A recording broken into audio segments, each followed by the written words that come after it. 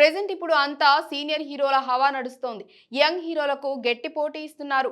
Megastar Chiranjeevi కూడా రాజకీయాల నుంచి సినిమాల్లోకి రీ ఎంట్రీ ఇచ్చి 8 ఏళ్లు గడిచిపోయింది. కానీ చిరు నుంచి అంతటి భారీ హిట్ అయితే స్క్రీన్ మీద కనిపించలేదు. ఆయన రేంజ్ కి తగ్గ మాస్ సినిమా అయితే రాలేదు. గతేడాది బోలా శంకర్ కూడా ఫ్యాన్స్ చాలా నిరాశపరిచింది. ఇక ఎప్పుడైతే చిరంజీవి దసరా డైరెక్టర్ శ్రీకాంత్ ఓదెల, అనిల్ రావిపూడి వంటి యంగ్ డైరెక్టర్స్ తో వరుస ప్రాజెక్టులు అనౌన్స్ చేస్తున్నారో అప్పటి నుంచి మెగా ఫ్యాన్స్ కి ఓ నమ్మకం వచ్చేసింది.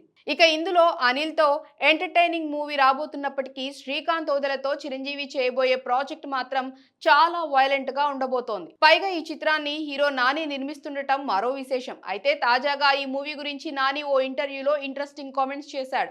చిరంజీవి గారు అనగానే డాన్స్, యాక్షన్ అని ఒక అభిప్రాయానికి వచ్చేసాం. కానీ ఆయన అంతకు మించి.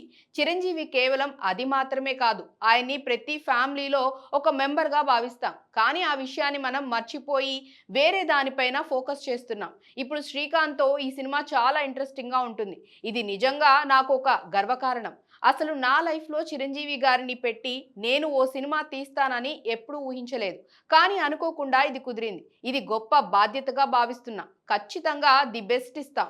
ఆయన అభిమానులను తృప్తి పరుస్తాము అంటూ నాని తెలిపారు. ఇలాంటి మరిన్ని వీడియోస్ కోసం లైక్ చేయండి, తప్పకుండా సబ్స్క్రైబ్ చేసుకోండి.